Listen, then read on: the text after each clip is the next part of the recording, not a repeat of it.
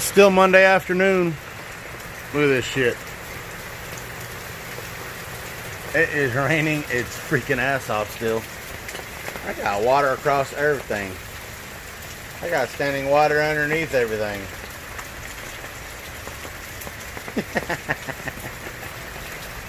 I got water all the way up to the table. God. I'm gonna finish out this day. I gotta go pick up some fittings still, like I said in the last video. Get that squared up. Get the rest of the stuff ordered.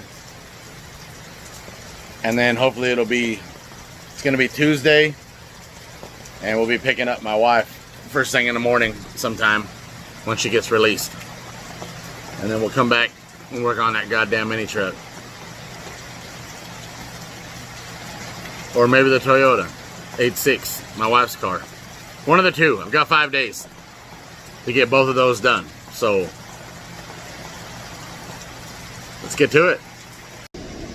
I've done a lot of things on this channel. What are we gonna do next? Next, we're gonna bag a Toyota 86, which is the same as a FRS and a BRZ. There's lots of videos on YouTube that show how to do these. I'm just gonna kind of show you guys what I'm doing with it.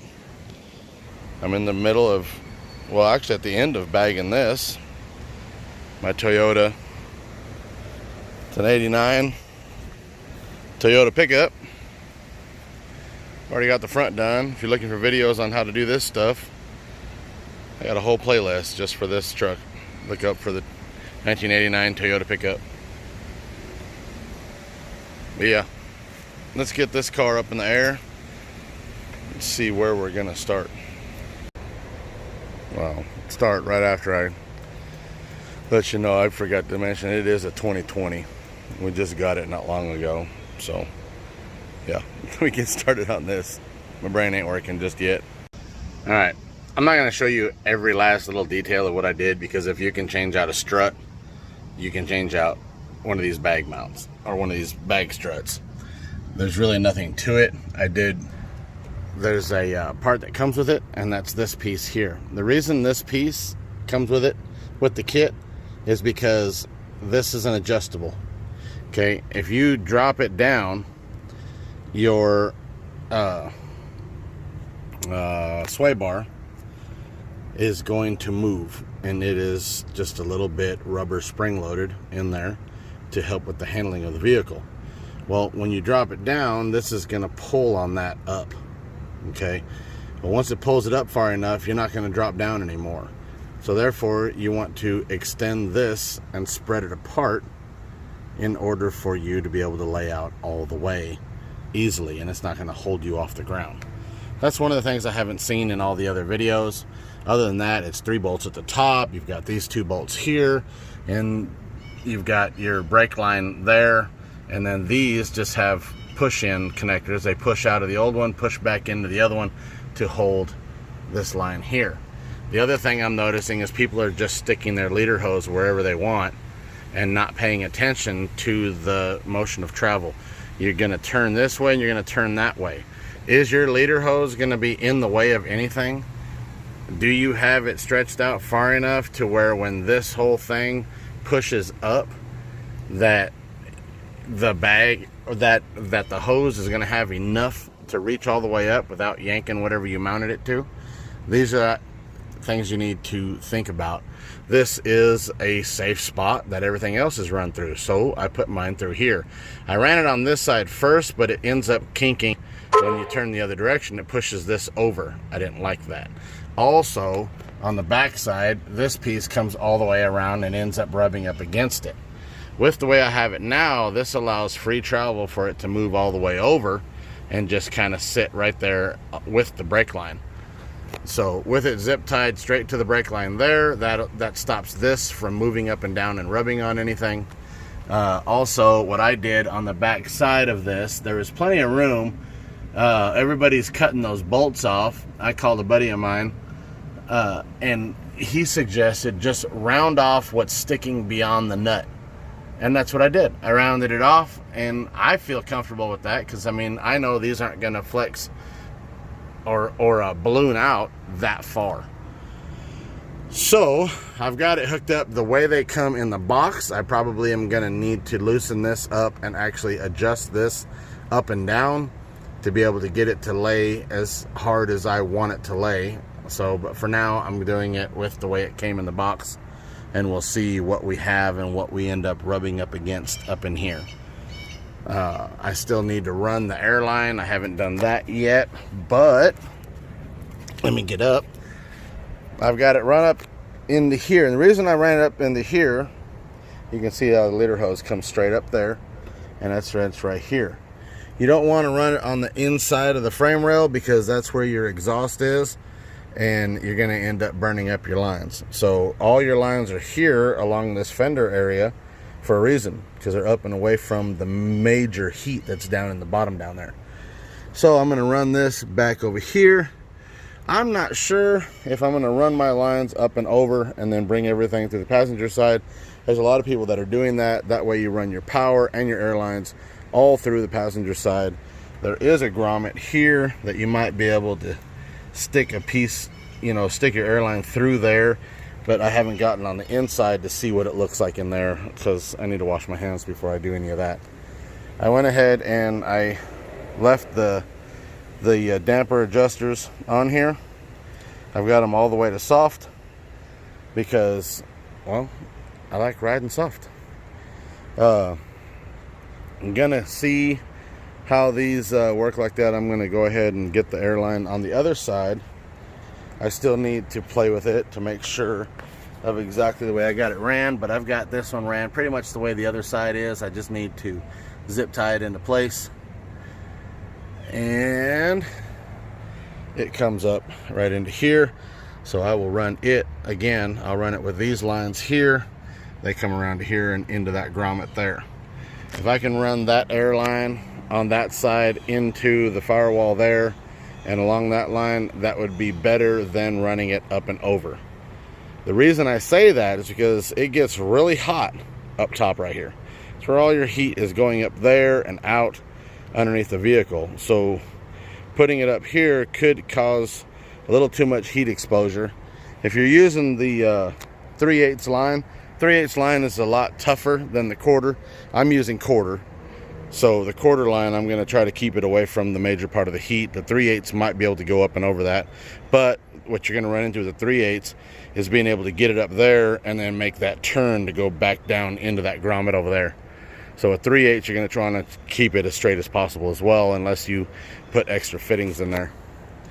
I've already popped the side rails here, and it is really easy. I mean, I literally took my finger underneath the front part and popped that up, took my fingers and popped the side out, and you have to take the rubber grommet out of the edge of the door right here in order to lift the carpet up and out. And then there's all kinds of space right down in there to be able to put your power line and your airlines. And there's a nice spot right here where you go underneath the plastic on the side and then go underneath the seat straight into the trunk. There's so much room. It's just like they design it to be easy. Look, you can come right through that hole right there and you're not going to be touching nothing to get your air management into the rear. And all this is I just took the carpet out, I took the hard cover out, and then folded the seat down, because there's little tabs back here where you can fold your seat down so you can have a bigger trunk to add more shit. That I didn't know until we just started playing with it. So that's the plan of attack that I'm going to do right now. It's actually late in Tuesday afternoon, Tuesday evening. It's about dinner time. I'm probably going to go ahead and just leave this sitting up on blocks, or I might go ahead and run those airlines into the cab. But needless to say, I mean, it's going to be, for me, it's going to be not even a 2-day. I mean, if I would have started on this early this morning, which I had to go pick my wife up from the hospital, so she had a hysterectomy, if you wanted to know, and she's feeling great, and she's inside relaxing while I'm out here trying to bag her car. So I started on this probably about 4 o'clock. It is now almost 6 o'clock. I've been on it for 2 hours. I've got the struts in, the front struts. The back struts are even easier than the front because there's less to do. There's, I think there's 2 bolts on the back and one, or 2 bolts on top, 1 bolt on bottom, and those come out. So that won't be hard at all. And then running the airline from back here inside is going to be, again, easy. Your biggest thing you want to be able to do is be able to get the airlines from the front and your power wire from the front all the way to the back, and be able to find a fuse that turns off with the car. So that's enough rambling. I'm going to get back to this and see how far I can get. All right, the front's done. I still need to adjust it a little bit more to get it to go down farther, but for right now, because I'm done for the day, now I can play with it. I put a T on it, went from both sides. Now I can air it up with shop air, get it to go up. That's all the way lift right now. It won't have that much lift when I'm done because I'll have to adjust it down.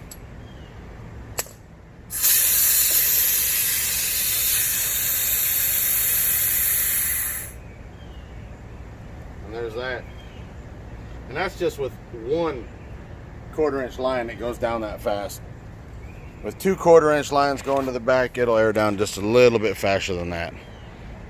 But I'm really excited about that. That was so easy. Seriously. That was like cake right there. Now all I got to do is run those airlines to the back and then do the back and wire it up. That's it.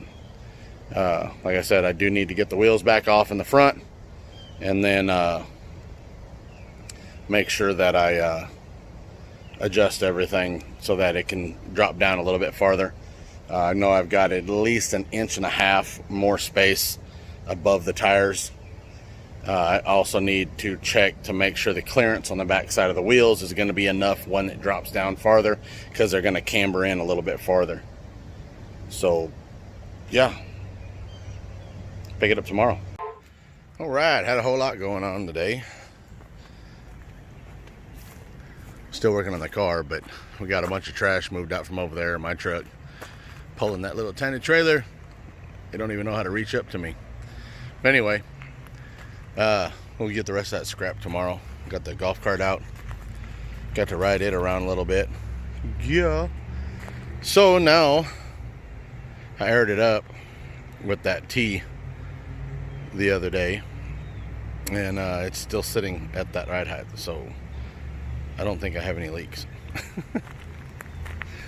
I got the one airline going through the driver's side. Basically what I did was I took a screwdriver and I poked it through the grommet, so then that way there's still a watertight seal when the airline pushes through that grommet. Right down in there. Boom. So that goes to the inside, and I'll hook that to this one here. I just got to figure out where I want to route it and zip tie it if need be. So now I'm going to do this one. I've got this one right here, and that's going to this T fitting right here that I've got it all aired up with. I'm thinking the front end of this car picked up on less than 125 psi. So what that means is I'll be able to put a pressure switch for the compressors under 150. It'd be more than enough to pick the front end up and air the back end up a little bit. I'm not worried about, like I said, playing and playing, so having the extra air is not a big deal. So yeah, I'm gonna route the power wire from the battery, which is right there, and this airline straight through that grommet. And then I noticed on the other side, it worked out great. There's actually a channel right here, and the airline fits in that perfectly. The power line probably not going to fit so easy, so you lift it up and push it back, and there's a nice big cavity right inside there, and you can run that all the way down underneath this piece here, and then right under the seat into the trunk. So that's what I'm going to do right now, and we'll be right back. All right, taking out the inner fender covers on the inside of the trunk. They're really easy.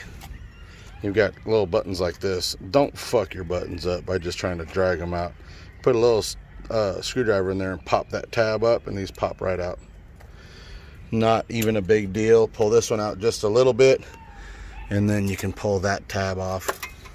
All right, here I am. Went ahead and did the back struts real quick. They really aren't hard. I mean, you've got a few bolts to take out. I mean, it was a little bit hard, stiff to get them out of there, but got the back struts out, got the back struts in. I don't have them aired up yet.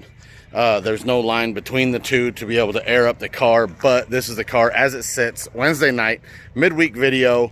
We've got a bagged Toyota 86, and that's looking really nice. It still can be adjusted. We can still tuck some more. I'm gonna adjust it down probably as far as it'll go in the back, and I know the front will go down a lot farther, but we're not gonna bring it all the way down. I want to bring it down to where it's touching the inside fender. But yes, I did get, like I showed you the power wire and the airlines all the way to the back.